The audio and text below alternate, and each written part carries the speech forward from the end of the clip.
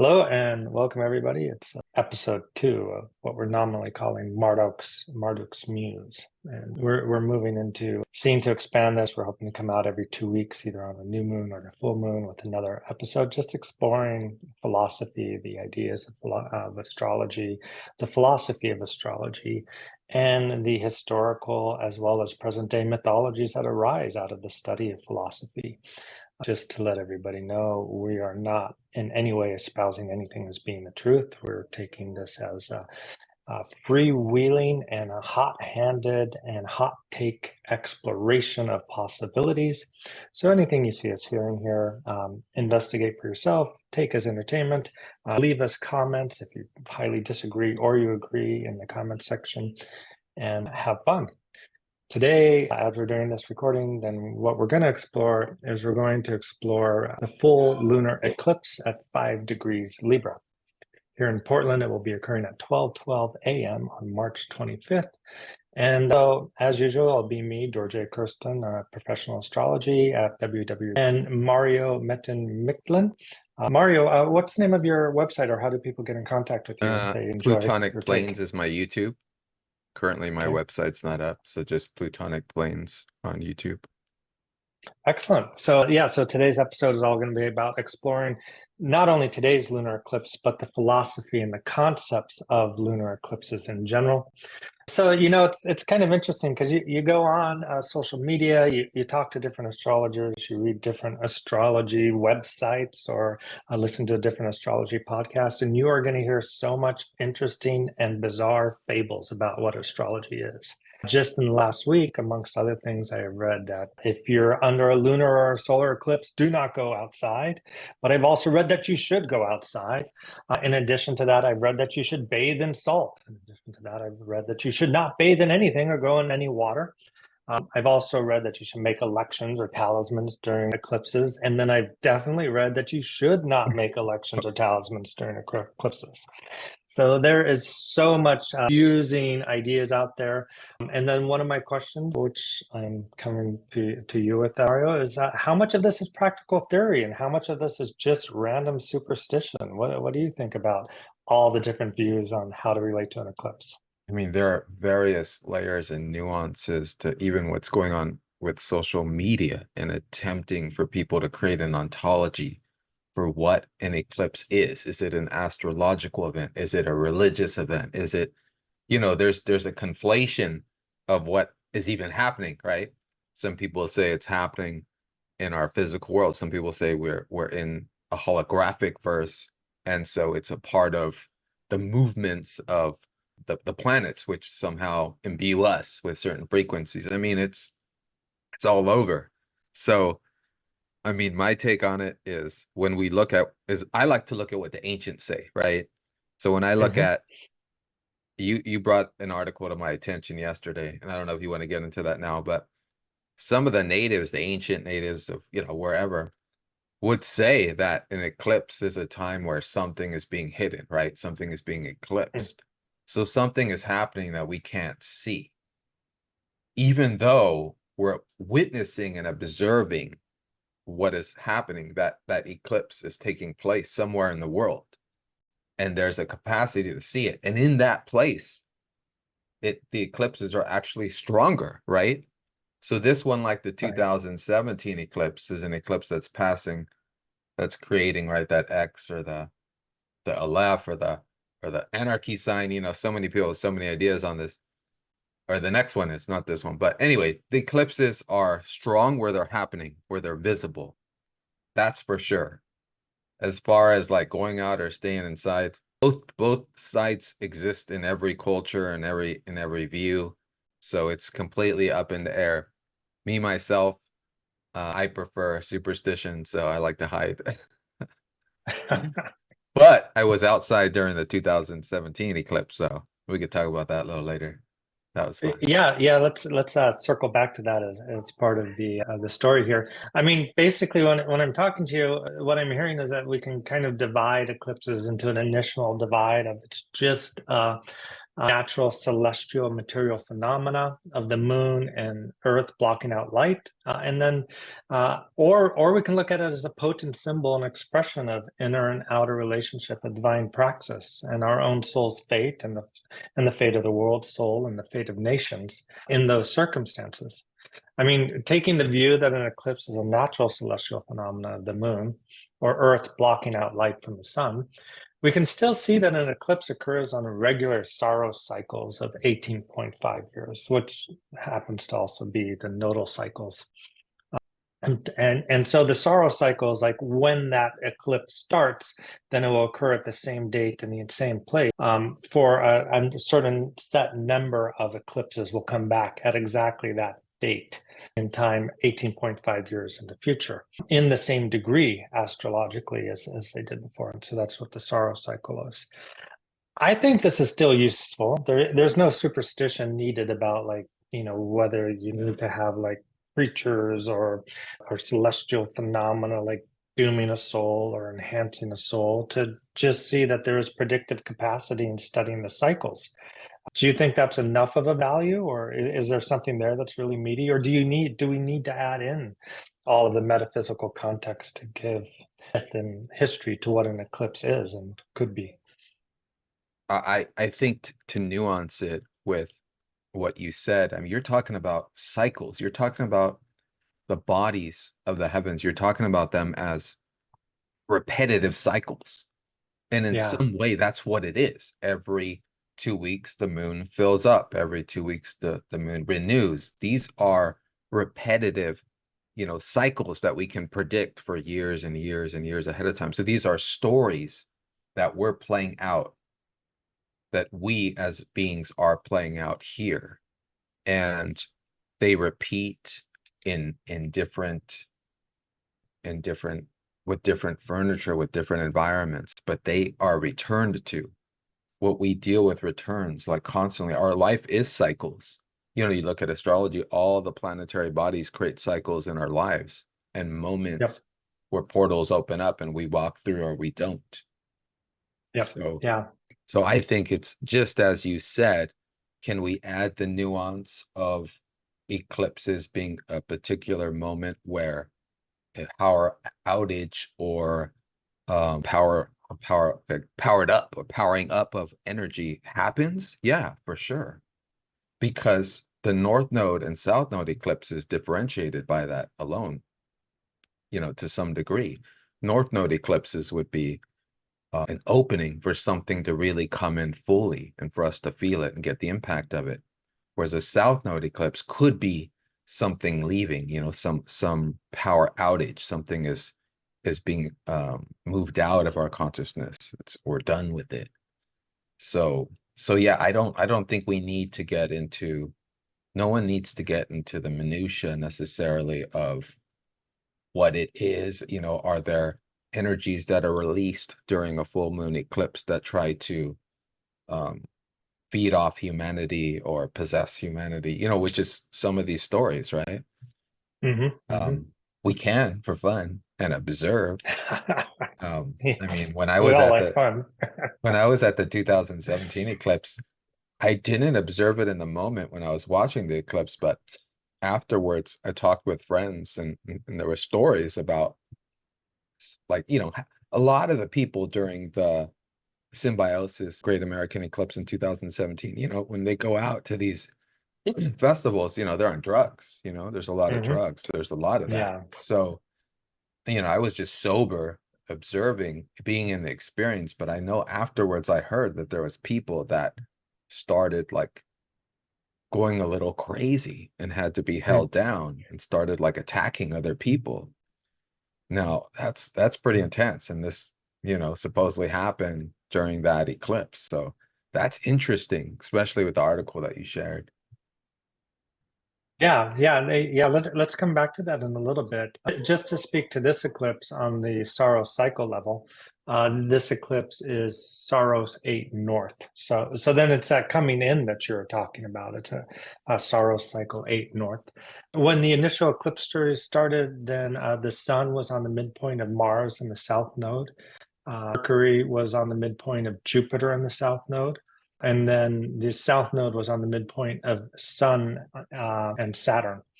So then this is delineated as unexpected events, difficult associations, illnesses or weaknesses that arise and they're unexpected, and changes of associations which bring good fortune. That's kind of the delineation that Bernadette Brady, who spent a lot of time studying eclipses, gives to it. I tend to find in my practice, I don't know where you sit with this, like I generally give lunar eclipses a 3-degree orb. So then I'm going to want to see a lunar eclipse aspecting by square, opposition, or conjunction 3 degrees within a particular planet. Just yesterday, one of my clients came at me, and this particular client decided to end a relationship, end an association with a person, and the eclipse is actually 4.5 degrees from the ruler of her seventh house. And it was a relationship that this person was ending. And they did have a kind of like a strong emotional reaction to have ending in that and ending it suddenly. And they were the cause of it. So it was a conjunction, it's 4.5 degrees conjunction. And as always, a conjunction indicates that whatever is coming out is going to be your experience that you're putting forth, or you're going to be the initiator of that change that the conjunction is indicating. And so I was a little bit like, oh, 4.5 degrees. Okay, maybe I could work with that too. Do you have any feelings on like the degrees that you associate with eclipse if you're going to be looking at a natal chart with it to see what the effects are for any individual? I know I'll start here with this full moon eclipse. I know it's in Libra, about 5 degrees. And so the ruler Venus, I know Venus is pretty close to Saturn. I don't remember the degrees.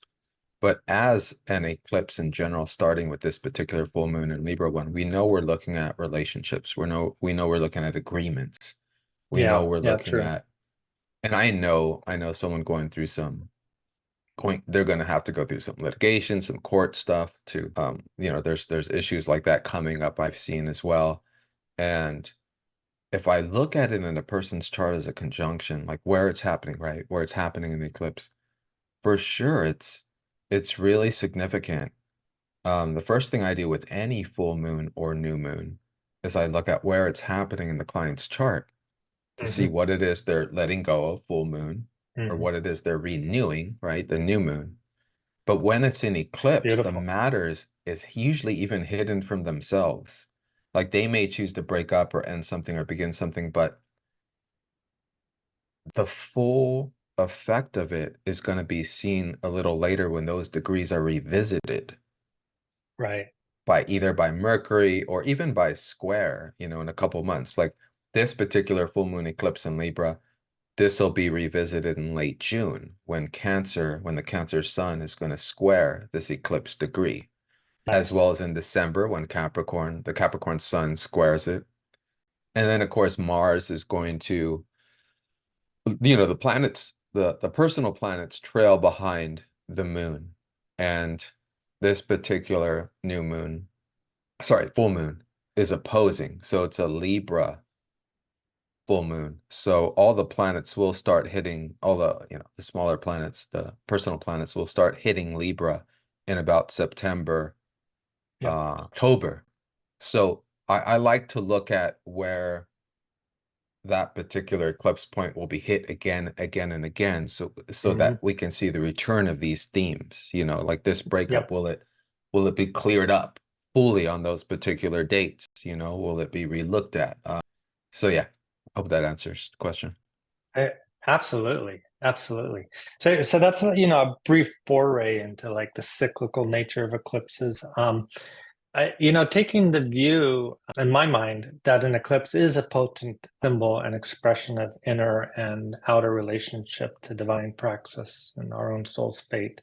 It seems very strange to me that there's people out there saying like, take a salt bath and like you won't encounter the negative effects of the eclipse.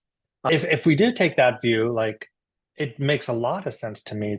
It's not a good time to take psychedelics or something that's going to open your channels. Mm, mm, But I also don't see like wearing a certain crystal or taking a salt bath is like really potent enough if we're talking about something that's like the size of the celestial bodies that we mere mortals inhabit. we're like ants to these planets. Yeah. What do you think? Oh, I love that. I mean, I can talk on both sides of that because, I mean, the first side of it is to think is let's go from that perspective, which you shared. Like we're like ants to these planets, right? I mean, also consider supposedly we have all these contraptions in space that are Yeah. diffusing and it's the planetary influences on us, right? With Yeah. all this satellites or whatever that's in space, like are we even getting the full planetary effects? And we could even go further and say there are planetary bodies that are unseen. So even in astrology, we pretend we can map out almost every angle, but there are still planetary bodies and stars we don't know. So we Hmm. don't see every single puppeteer, moving things around or like affecting us, in that way. So yeah, I hear that. On the other side of it, I study medical astrology, so this is my avenue, so I can speak to this. Excellent. So how I would speak to this from the perspective of medical astrology would be the reminder that the planet's moving around and so high above us, and we're just little ants. The way I would flip it is the reminder that these planets are also moving within us. They're not just outside of us. They're within us because the distance is a distance of frequency. It's a distance of light. Hmm. And Hmm. so Yeah. we Yeah, indeed. if and we know that the planetaries are like mechanisms. They're like mechanisms of a clock. It's like a clock in the sky. They're all moving at certain temporal flows. And so those frequencies affect us. Now, we can wear all kinds of trinkets, and crystals and gems and copper, right, which rules Venus, or gold, which rules the sun, or silver, which rules the moon, to attenuate and to filter those frequencies as they come to us. But how effective are they? I mean, this gets into Yogananda territory, right? He wore a bangle. He wore a golden Hmm. bangle, golden copper, and he had all the 9 planetary gems. This gets into Jyotish, Jyotish astrology. But they feel that it attenuates the influences of the planets so that when the frequencies of the planets come, whatever our thoughts are, whatever is in us, we're creating constantly, right? Our next day, our reality. So their idea was that if you're wearing the gems, which symbolize all the planets, that somehow is filtering to create a higher, more mature vibration and frequency, so that what you create in reality through those frequencies, through your own thoughts, through your own plans, ideas, is on a higher frequency. So it's less negative, less, you know, difficult. Does that make sense? Absolutely. Yeah, absolutely. It's, Yeah. I mean, and that's it's kind of like I think of it as like I probably half the people who are going to listen to this don't know, but like dialing in the crystal on the radio, like it helps you refine that so you get a very kind of clear, crisp sound, a crisp vibration, and you want that crisp vibration because the in one way, when I think about when you're working with the fates of astrology, that it's the distorted vibrations that hurt the most. Like when you have those kind of like really clear vibrations and your consciousness can make use of them and you know exactly what to do or how to work with that energy as it's coming at you, coming for you. And also, along that same kind of metaphor, that the vibrations which are harmonious and not dissonant promote life. It's the harder dissonant vibrations that create like that create difficulty in life. Like if you take avant-garde jazz and you play it to a plant versus playing Beethoven to a plant, and you watch which plant like grows quicker and better and thrives. People do these experiments and they're like, oh, these harmonious frequencies plants do better listening to. So I could see it that way. It is. I think about it when I'm thinking about it. I think about if you adopt this view that the vibrations from the eclipse are like all pervasive, and that this is not because that there's an absence of light, or the appearance of negative rays. I mean, that seems kind of absurd on a certain level. Uh, it does seem to me that you can think of the sun as like the source of beneficial light that's setting the frequencies that everybody on Earth is experiencing and relating and working with. In that case, like, I don't really consider that being inside or outside per se, or seeing the eclipse or not seeing the eclipse per se. Which, the eclipse is only covering a small portion of the Earth for a small period of time, is going to change how that eclipse affects you. Like, I think you're going to get those effects whether you're inside or outside. I think you're going to get those effects whether you kind of like look up at it or don't look up at it. Maybe not, like maybe there's some kind of like direct like way that if you look at something that its vibrations directly into the channels of your body, and that affects you. I could certainly see that being part of how an eclipse affects a human, is that you have this outer alignment of the earth, the sun, and the moon, like the central channel and the two side channels of Indian yoga.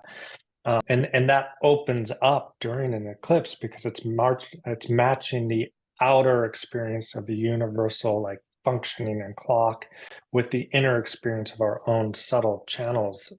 So I could see there being some type of relationship there that you can say is part of how an eclipse affects our own conscious experience and perhaps even our destiny. So that if you're spending time during an eclipse, like praying or reciting mantras or meditating, or perhaps even doing conscious evocative magic, you're setting up a relationship there with your own inner subtle body to help then express conscious energy as a result of that eclipse rather than unconscious energy. And maybe that would help protect one from any type of unconscious influences that could enter you during eclipse, if it is indeed the case that your own inner subtle channels open up during the eclipse. As a method of like working with eclipse energy that's not based on stones and metals, but based instead rather on conscious thoughts and intentions.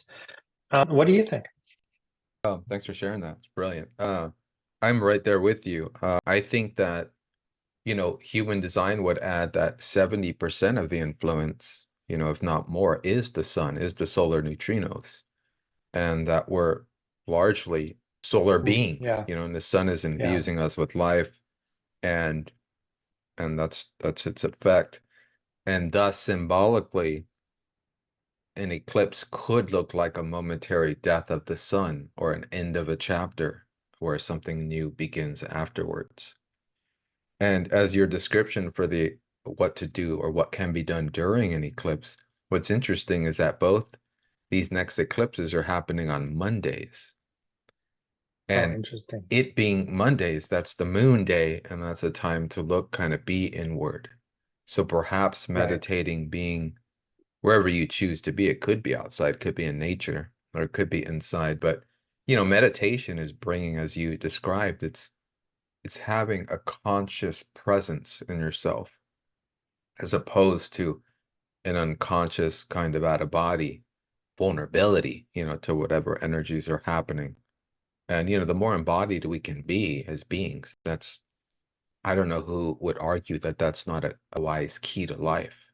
We are in bodies, like that's where everything happens. And I wrote some other notes. Let's see. I feel like that's so I just feel like that's a real key to what astrology is, because in a way it's a method of becoming consciously embodied in your experience and your relationship to time and space and matter as it unfolds. So I'm really glad that you brought that up. Yeah, well captured the way you just described that, and I love how you also talked about how when you're in such a space, like you're almost like deciding how much is open and how much is closed, because as a trained energy worker, we can close down our, our portals, or whether you call them chakras or whatever you want to call them, we can close those down, 50, 60%, to prevent too much energy coming in when we choose, especially those that are practiced in it. So I might experiment with that on this eclipse tomorrow and close down, open up, play with the energy and see what energy, and observe, what is happening.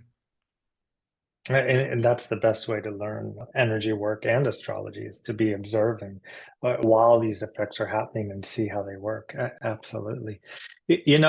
I think like someone could talk me into believing that perhaps there's this kind of like, as you said, there's unique quantum particles or neutrinos that might come into existence while the moon, the sun, and the earth line up in a certain way. And that because of these unique particles, there's the possibility that the unseen spirit realm could have different types of elementals or demons or spirit energies entering the Earth's atmosphere, wandering around in the shadows of the eclipse, entering people's minds. Maybe this is why eclipses have been known to be evil. I mean, aside from the fact that they sometimes have pretended the death of kings and queens, emperors and empresses, but presidents. But maybe it's like these kinds of like beings come into the earth during this time, and they affect the minds of people. What do you think about that as a I mean, possibility? it's, wherever, like I learned initially, I think I could say when I was in my first kind of energy work program, clairvoyant program, the first thing we learned was whenever you're not, something else is.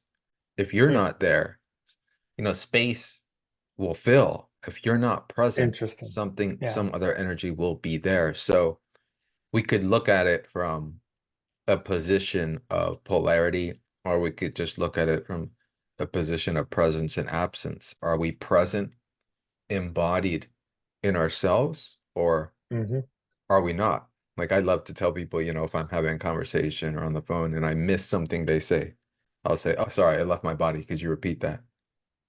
As if I made a quick exit, I gotta get back in, and be present so I could hear what they're saying.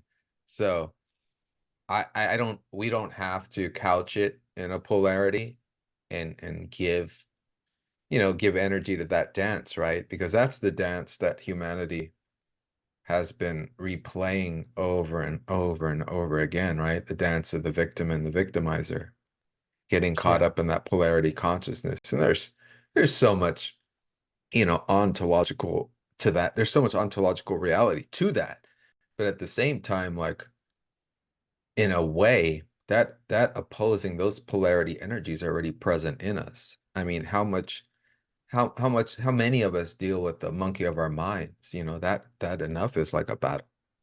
If we're endemic to negative thoughts, that becomes our battle with us, our presence, and these like negative frequencies in us, or seeming to be in us, in our minds, whether implanted or not. Yeah. No, I think that's a really interesting point, because that brings up the Hermetic tradition of as above, so below, as within, so without. I mean, within the context of metaphysics, people can get really caught up in thinking that there's outer spirits and outer beings and outer creatures, and not recognizing that those all have correlations with inner aspects of their own psychology. And like as you know, I studied under Chagdud Rinpoche, and Chagdud Rinpoche, he always said that that the only way that a negative being can connect with you is if you have that negative being's a mirror within your own psychology that you haven't made conscious. And like, so then it's through becoming conscious, like in a Gurdjieffian or Jungian way, or Tibetan Buddhist, or whichever wisdom tradition it is, that you actually can work out becoming a being who acts with pure intention, rather than by being influenced through other perhaps entities. Beautifully said, man. Nothing to add. Nothing to Yeah. add. Yeah. So then I was hoping, if you're up for it, that we could look at this eclipse through the lens of Claudius' writings in the Tetrabiblos. So he wrote down, and he's referred to as probably the most famous Greek astrologer. Now we have like some others who've come up, like Dorje of Heartastrology or Vedius Valens, that are, in our modern age, we're starting to go like, oh, hey, these guys may have known more than Ptolemy. But for probably almost 2,000 years, the definitive source on Western astrology was Ptolemy and his work called the Tetrabiblos. So he enjoyed maybe having the most authority of any astrologer for 2,000 years, influencing people all the way up to William Lilly's Christian astrology, and even influencing modern astrologers in the way that they think about astrology. His Tetrabiblos was compiled in Alexandria in the 2nd century. And it was translated into Arabic in the 9th century, and a lot of Arabic astrology also came from his Aristotelian view of astrology. On eclipses, one thing that he said, and this is interesting, I'd love to hear your take on this. He said that the duration of an eclipse, if you examine it, that a solar eclipse, the duration of the effects of a solar eclipse lasts for as many years as equinoctial hours, which the eclipse occurs. And for a lunar eclipse, it's as many months. Bernadette Brady, she delineates that a lunar eclipse is going to have more emotional effects for people, and that a solar eclipse is going to have more material effects. I can kind of go along with that in my own mind. But this idea that like an eclipse has a certain amount of months in which its effects are going to play out on a mundane level, that makes sense to me. But also, I think you're very right in that eclipse point then becomes highly sensitive for transits that come out of it.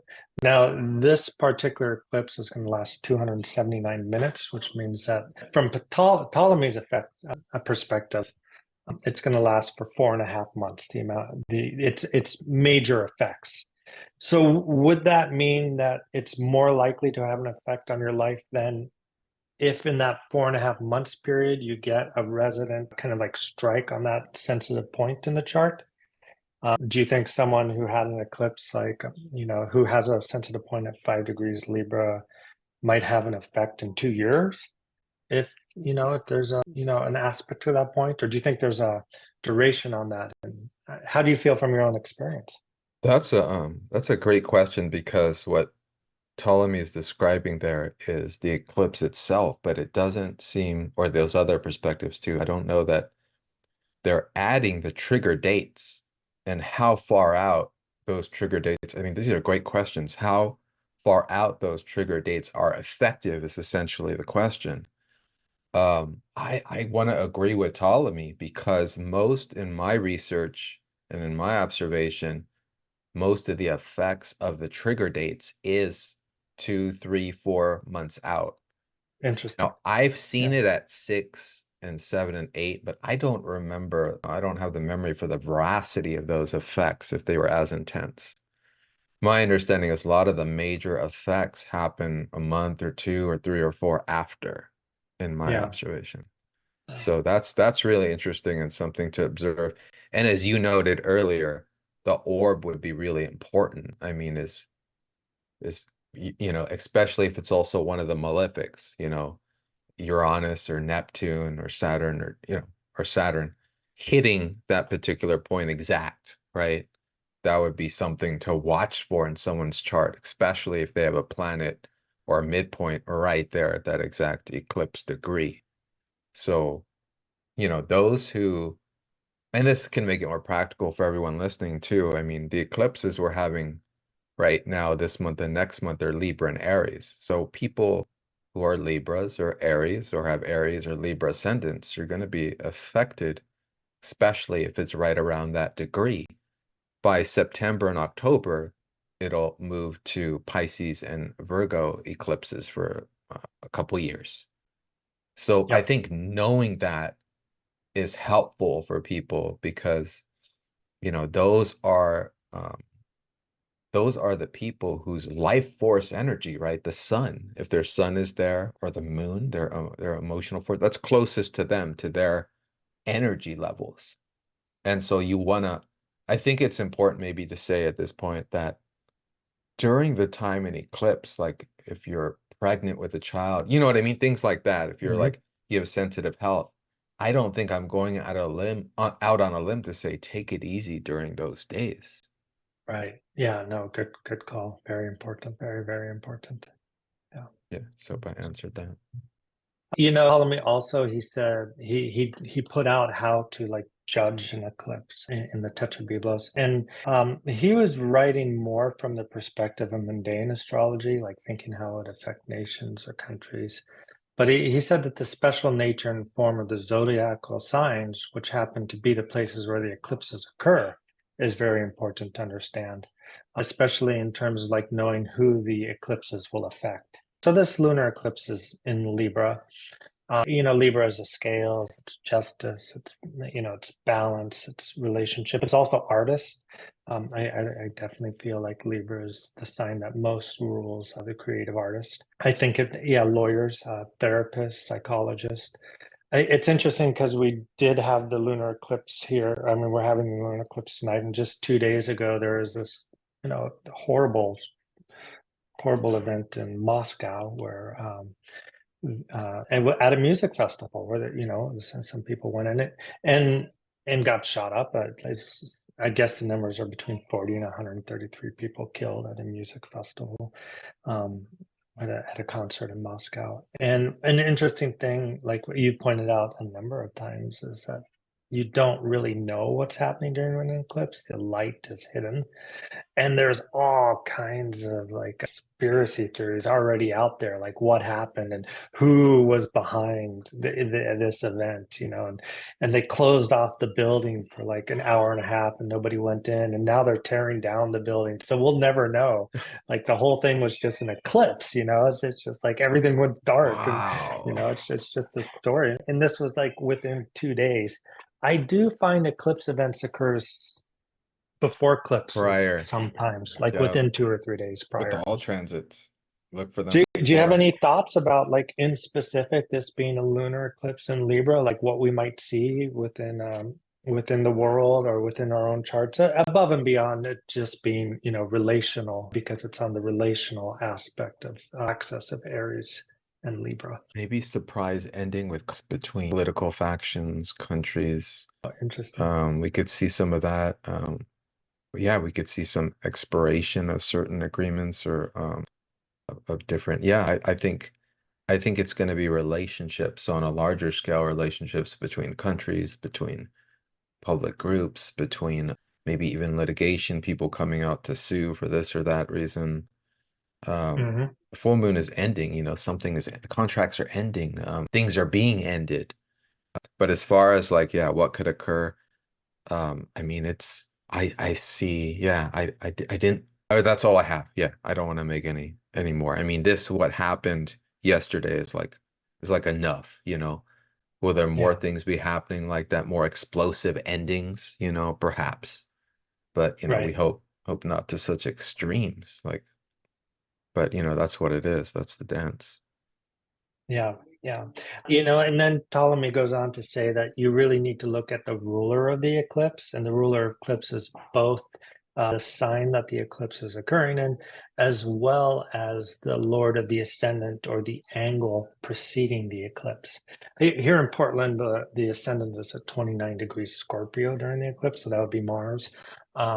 Then also the moon is in Libra, so that would be Venus. Both Mars and Venus are in Pisces right now.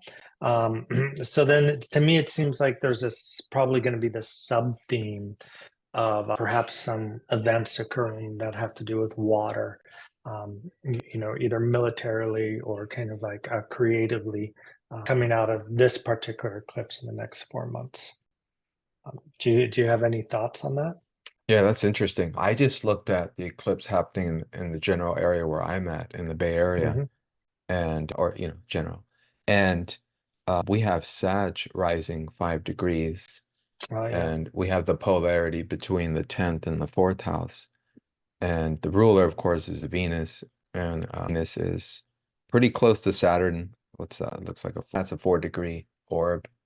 But it could be around finances. I mean, Hmm. Silicon Valley is, really one of the major players in terms of finances and what they're doing and the agreements they're making, and you know, so it could be something there that comes. And definitely there's a lot of um, events happening around the economy. I don't think anything too extreme this year, but definitely there's shifts, and different things happening from month to month. And so it could be something to do with finances, I think, in the Bay Area. Yeah, and this brings up a really interesting point, which is like in terms of making predictions with eclipses, they are specific to locales. Like a different area that's going to have a different rising sign could see different effects. Like in Portland, like both Venus and Mars are in, Pisces, and so maybe Portland will experience some type of flooding or some heavy rains or something having to do with the rivers or the waters. Whereas maybe San Francisco, or the Bay Area, it's going to be more of either fire because Sagittarius is a fire sign, or having to do with finances, which we could certainly see. Like we could certainly see the yeah, we could certainly see the Bay Area having some kind of upheaval when it comes to AI and the financial backing of AI, because a lot of Uh, money has been poured into it That's recently, true. That's true. and Yeah.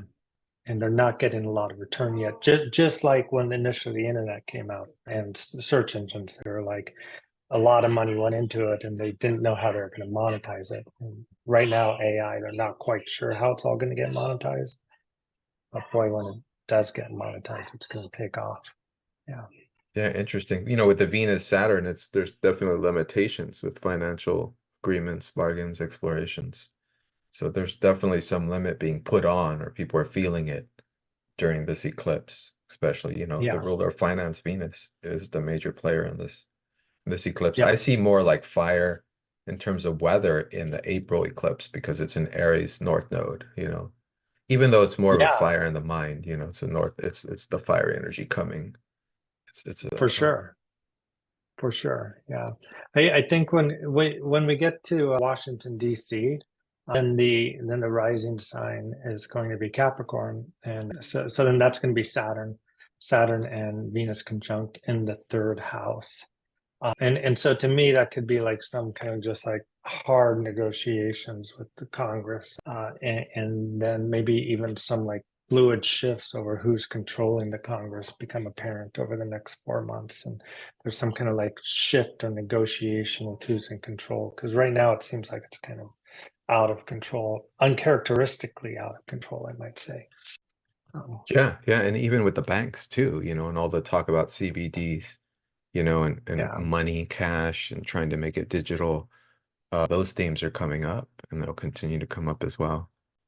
Yep. Yeah. And so then Ptolemy also says that you should look at the parens, star parens, and you should see which star is rising before the eclipse. When I look at the parens here, there's not really like on the ascendant, the star Musica is rising, which, that's a fairly minor star. I don't see any major Which star did you significance say? out of that. On Musica, Musica.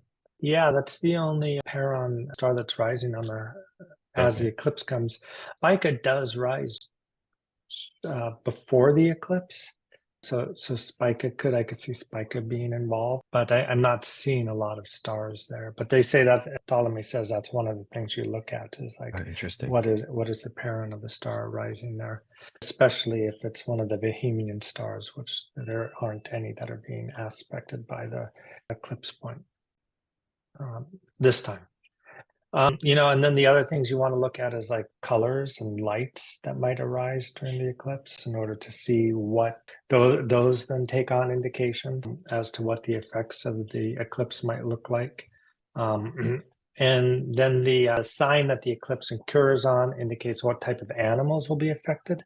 And of course, Libra will be a human sign. So then it's in particular going to human, but you might get like Cancer and Capricorn and Dolphin. So if the eclipse is occurring in Capricorn or Cancer or then you would get like an eclipse that's more likely to affect the creatures of the ocean, or if it's occurring in like Virgo or Sagittarius, then you might get winged creatures. Again, if it's occurring in Aries, you might get four-hoofed creatures. So that's one of the things that Interesting. Ptolemy said you want to look at. Yeah. So that's kind of like the basic overview of the eclipse and how to look at it from Ptolemy's perspective. He also does assign various regions of the Earth to the different zodiacal signs. But I'm not so sure that I think those hold strongly anymore, because he was living in such a compact world, and now we have like such an expanded world. What do you think? I need to look at that before I comment. I'd like to see how he distributes zodiac signs across the world. That would be interesting. I like the comment on planetary rays and observing the colors, because Uh-huh. in Joytish astrology with the astrological gem, there's a lot of research, there's a lot of scientific research done on the color rays, on wearing a ruby, and experiencing the color ray that is the sun, that the sun distributes. And so that's fascinating to me, to observe in the sky around that time what colors are actually occurring. That I haven't thought of before. That's really interesting. Yeah. Yeah. No, and that's like I've read that has a lot to do also with like you can judge like where earthquakes might be occurring based on relationship to the eclipse, whether it's occidental or oriental within the horizon. This one is going to be Occident Oriental from the perspective of Portland. So then that it's going to be to the east of Portland. But based on that, you can judge whether there'll be earthquakes, or there'll be different types of weather omens. You can really like dive deep down into it. There is a lot to explore and read about eclipses, and also to like, really kind of understand about it. And this is what gets me is like I go on social media and I'll read like eclipse bad or eclipse good, and nobody's explaining where they're coming from, how they came to Nobody, that judgment. nobody. And there's so much to deep dive into it. It's just like an endless study. And I would love to see, people who are even casually coming into astrology, approach it from the context of explaining why they believe what they believe and how they believe and how they came to it, rather than just this person on this website said this, or this person on this podcast said that. Like what is your thinking there? Because the only way I feel like astrology is going to really gain more and more professional respect is if people approach it from the place of being able to explain why they think and how they think. And that's one of the things I'm hoping that our podcast here will explore. It's like, what is the thinking behind the experience of astrology, not just what are the beliefs. I mean, I can't underscore that or nuance it any more than you just did. That's the problem with social media, is people are just giving their interpretations. Rarely are they backing it up with evidence or explaining their steps that brought them to that point. And, I do my Dreamwave every month on my Plutonic Planes YouTube. And on my Dreamwave, I go through each particular gate that the sun passes through.